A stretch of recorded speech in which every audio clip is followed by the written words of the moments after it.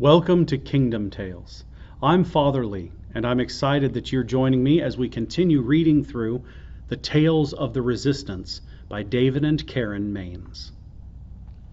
Just a couple of weeks ago, we celebrated the 4th of July, our Independence Day, the day where we remember the founding of our nation and we remember all of the important ideas that hold us together as a community, as a nation. One of the most important ideas that we hold together is the idea of freedom. Freedom doesn't mean that you and I get to do whatever we want, whenever we want, and not have anybody tell us what to do. It means that you and I are safe and secure and happy.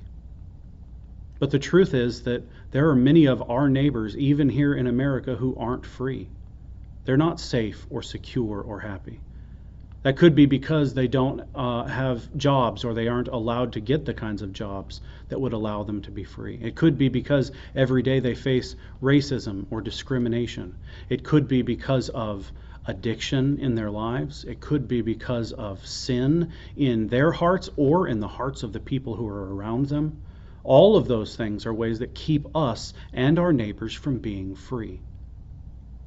And part of you and I being free is having the courage to reach out to the people who are all around us all the time to ensure that they can be safe and healthy and happy, even when it's scary. Today's story is The Forbidden Princess. In the courtyard of a small temple on the same street as the Grand Pagoda of the Enchanter, the Forbidden Princess came nightly to her balcony so that all who desired to gaze on her might see her beauty. She was beautiful, but her eyes were empty, and her expression blank. Oh, great park, great park. Amanda sighed and longed for her old friends, Caretaker and Mercy, remembering the circle of sacred flames and the great celebrations. How she would love to make entrance and become real, a princess again. Despite these longings, she contented herself to be doing the crucial work of the kingdom. In the months since slipping into Enchanted City, she had learned respect for her unpolished compatriots in the taxi resistance and for the skills of the chief, big operator, who had discovered that her own gifts of perfect aim and seeing were invaluable to the cause. Amanda spent many nights in the little courtyard, not far from the bustling terminal of the city taxi company. She liked to sit in the soft light of the courtyard lanterns and remember Great Park. The graceful wood doves, the forest creatures, the pattern of leaf and sun and shade on a hidden stream. After a while, Amanda realized that the dark-skinned beauty who came to the balcony was not simply idling away the nights. She was appearing on command. Citizens came to the temple, one here, another there, perhaps 2 or 3 together, and turned their faces toward the balcony. A tiny bell rang, the mere whisper of a sound, and then the girl would appear, her soulless eyes staring. "Ah," they would say, "such beauty." At first, Amanda came to the courtyard simply because she needed a rest from the stress of traffic dispatching. Now she came because the plight of the girl drew her, a plight she didn't understand. One night, a damp fog stinking of sludge smoke and burning garbage settled on the city. Amanda walked the dark streets, restless for clean air and the sun and a romp on spongy moss. She was not afraid to roam at night. Amanda was not afraid of anything except her own dangerous stubbornness. A lesson hard learned in a terrible incident which brought shame to herself and pain to all she loved, a disaster to the only place she would ever call home. She had loved a forbidden thing and had not been the same child since. A child with wild flowers in her hair, whose laughter constantly announced her presence. Amanda had once loved extravagantly, without question. Now she questioned all loves and was cautious about loving anything. On this night, Amanda slipped into the courtyard. The lanterns cast an eerie glimmer in the fog which oozed from the streets under the heavy outer doors. She stood beneath the balcony window, glad that the girl would not have to make many appearances on this frightful night. The bell whispered. Oh dear, she'd gazed too long. The girl appeared. Amanda was sorry for having disturbed her. "She's very beautiful," said a voice from the shadows behind her. Amanda whirled around. Who was hiding in the courtyard? "Don't be afraid." The form moved away from the cloisters. Even in the damp fog, its motion was familiar, the voice comforting, a well-known voice. Her old impudence had returned. "Have you nothing better to do than frighten unsuspecting maidens in dark streets? I thought you were supposed to be out chronicling sightings." But Amanda was glad to see her old friend. Though she had heard much about his exploits, their paths had not crossed since that first day's encounter in the taxi terminal. Hero spoke in a low voice. "Same old Amanda. Be careful what you say. Anyone or anything may be hiding in the shadows. This is a bastion of the enchanter." He lifted a lantern from its hook and carefully shone it in the corners. They were alone. The girl on the balcony had taken her bored silence inside. He was taller than she remembered. By the light of the lantern she noticed that the planes and angles of his face had broadened, outgrowing the scar that disfigured a boy's cheek. Now the old wound gave him a rakish, elegant air. He had become handsome. She wanted to protest. "I'm not the same old Amanda. I'm no longer just a play friend." But she suspected he had grown so tall he would never notice that she had grown as well. He pulled her to a bench where they sat together. "Big operator told me you come here often." He spread his dark blue slicker around her shoulders to shelter her from the damp. Its color reminded her of the soft, rich homespun of ranger cloaks, flashing silver insignias of courage and of command in the forest cry, "The kingdom comes." "Amanda, you need to be careful roaming through the enchanted city. Great danger lurks on every corner of every street." Amanda stiffened. Her voice was also low. "I can take care of myself." But Hero was in earnest. "In Great Park, you're the amazing princess who used to outspit and out-aim any contenders, but this is my territory. Innocence is dangerous in Enchanted City. Case in point, don't ever come out on rainy nights without covering. Some sort of Macintosh. Even the air bodes ill. People die of night ailment. The health you take for granted in Great Park, the healing powers of mercy, are not natural to this place." Amanda felt old indignation rise. She was not a child, but just as suddenly it slipped away. She had learned all too well the folly of arrogance. She had been cold. She was glad for the warmth of this shared raincloth. He was right. The paths and forest trails were her native terrain, but the hard paving stones of this dark place were his. Now she must learn from him. The courtyard doors to the street creaked open. A form crept in, and Amanda felt Hero tense beside her and grasp the handle of the hatchet beneath his slicker. A breaker had entered the courtyard. Amanda's own heart quickened. She had once seen the chalky white face, the piercing eyes, the chilling grin, the cudgel raised to bash her as she lay in pain.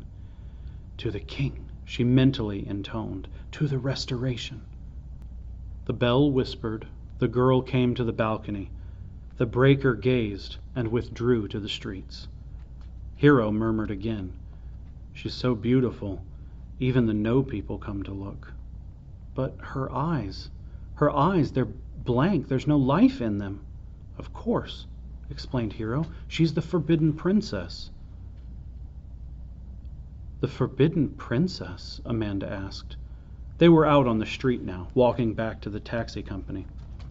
City-wise, the young man told of the beautiful girls gathered together every year to serve as temple keepers for the enchanter.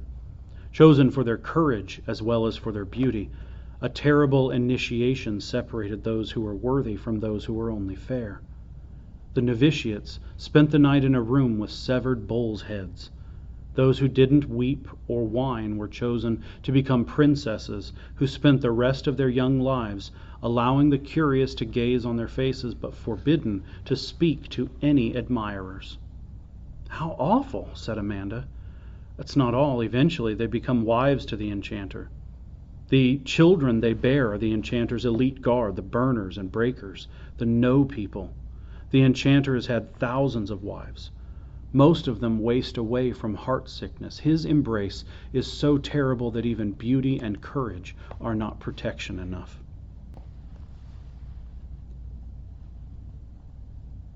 They stood talking before the overhead garage door of the city taxi company and waited for a cab to return rather than bother a mechanic. Sometimes, in the rain, the city was almost beautiful. The way the lights danced on the wet stones. A taxi beeped its horn. A crank creaked inside. And a door slid upwards.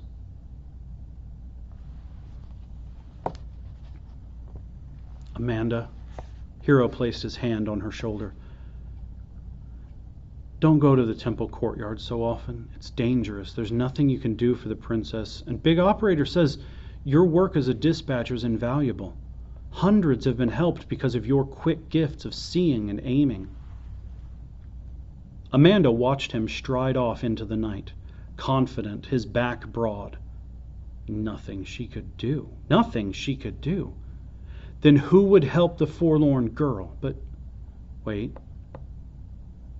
she had promised nothing. Hero had forgotten too much. She had once slayed a dragon single-handedly in mortal combat. Hero's job was chronicling sightings. Who was to say her job wasn't the rescuing of forbidden princesses? Amanda went back to the courtyard every night. She went at different times between control board duties, taking different alleys and streets. But she told no one because she was afraid they would forbid her, and Amanda had had enough pain from forbidden loves. What would Mercy do in the city with her powers confined by enchantment? She asked herself. Each night, Amanda sat in the courtyard. She silently spoke the names of the king. Whenever the forbidden princess came to the balcony, Amanda closed her eyes, took sure aim, and with her powerful gift of seeing, pointed the names right at the girl's heart. His Majesty, my sovereign liege lord. His Eminence, the benevolent potentate, His Supreme Holiness, the Lord Monsignor, His Most Royal Highness, the Monarch of all, the true King, to him and to the restoration of his kingdom. As Amanda did her lonely work, she watched for the slightest flicker of life in the eyes staring from the balcony, but there was nothing. Guilty memory taunted her. Forbidden love. Forbidden love. Crucial concentration came hard. Then, one night as she sighted inwardly, she was sickened by seeing the evil eye of the enchanter searching, darting to and fro, and Amanda understood she was in peril. She knew she should end her vigils, but there, that very night, a tear dropped from the corner of the girl's eye, a sign of life. Amanda knew she had to come again to love a thing dangerous to love. So Amanda returned, hiding in the shadows of the cloisters, scarcely breathing lest she draw the ominous attention of the evil eye in the nearby pagoda, but aiming the names from her heart to the heart of the girl standing on the balcony. At last, the forbidden princess lifted her eyes as though wakened from a trance, and then turned her head toward the shadows, as though peering for the silent speaker of the names. The girl had been awakened. The names had done their life-giving work. Now, how to get her out of here before horror overtook them both again? A plan. Slip into the courtyard, hide, then help the princess escape in the daylight when the city was sleeping.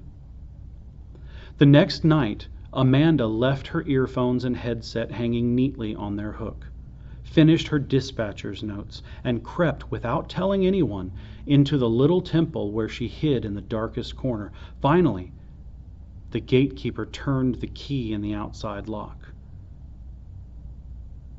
To her surprise, she heard him say, "She's locked inside." Which she? Amanda wondered. Her breath quickened. Eyes shut, looking inward, she was horrified to see the eye of the enchanter looking straight at her. An evil smile lit up his face. Closing off sight, she hurriedly began the litany of names. This time, she spoke them aloud, urgently evoking the full sum of power available to her. His Majesty the King. The forbidden princess walked to the balcony. My sovereign liege. The girl leaned over the wrought iron as Amanda herself walked boldly out of the shadows to the paving stones. His Eminence. The eyes of the forbidden princess filled with tears. The most benevolent potentate. The tears splashed onto the stones. His Supreme Holiness. The sky overhead began to shine slightly with the faint cast of dawn light. The Lord Monsignor. The girl broke the silence and spoke, rather wept out loud hysterically. It's too late. It's too late.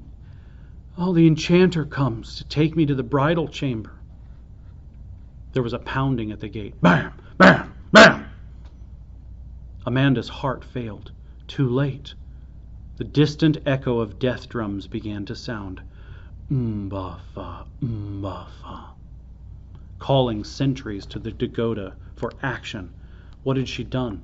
Awakened the princess out of her unfeeling numbness so she'd be totally aware of the torture ahead? Placed her own valuable gifts of seeing and perfect aim as hostage to the enemy? These terrible loves, would she never learn that love was dangerous? Why risk so much for one miserable girl among so many? Would she never learn about forbidden things?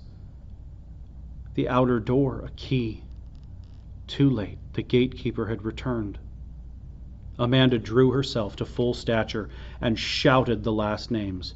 To the monarch of all! To the king! To the restoration of his kingdom! She knew she uttered treason and death was the penalty for her actions, but she was a princess of Great Park.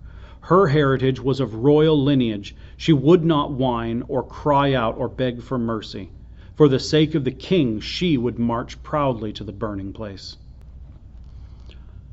Amanda held high her head as a man entered through the swinging gates and said, "Thank you, my sister, you honor me well." It was the king himself. Amanda gasped, but how? The lock, latch, the key. Through the open gate, she could hear the death drums beating louder, faster. Did you forget that I can open all closed doors? He looked very plain. There were no golden highlights in his hair. His clothes were common. But the voice, it sounded of clear waters falling over great boulders, of winds blowing across fragrant fields. And the eyes, they contained the hush of the deep far sky itself, vast and infinite. "Let us hurry to finish this work you have begun," he said. And then he stepped beneath the balcony where the princess was weeping hysterically with her head hidden in her arms. "Beloved," he called out quietly, "my beloved." The girl raised her head, and her eyes grew wide, and her weeping stopped. The voice of the one of the names had spoken. She knew him instantly and reached out her hands in an appeal for rescue. Clambering up the vines to the balcony, the king quickly lowered the princess by her wrists to the courtyard stones. "We are a little short of princesses right now where I'm from," he explained gently after he himself had vaulted down. "They're all growing up and accomplishing great things in the world." He looked at Amanda. The old wonderful smile filled with king's love, and for a moment it was as though they were in the inner circle, surrounded by dancing, leaping sacred flames.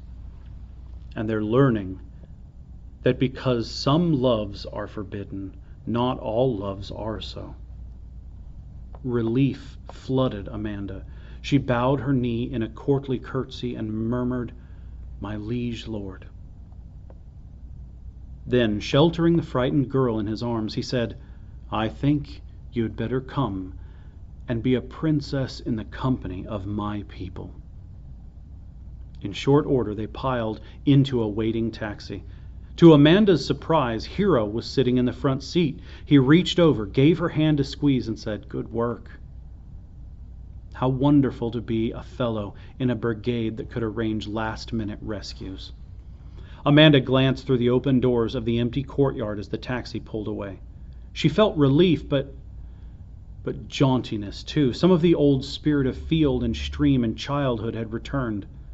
A girl had been rescued from a terrible fate and was now nestled in the embrace of the king. No one, not Hero, not the cabbie, nor his majesty, had scolded her with a "What in the name of great park possessed you?" She smiled back at Hero and was proud because she did not remind him, the streetwise alley smart, that he said she could do nothing. It was true, she had done nothing. The names and the king had done it all. But for a field child, unused to city ways, she had done nothing very well indeed. Nor did Amanda say, "I can take care of myself," because she was learning that old follies haunt prideful independence. And in the last breathless moments in that tiny courtyard, she had become utterly convinced that the work of the restoration was best done in the company of faithful compatriots.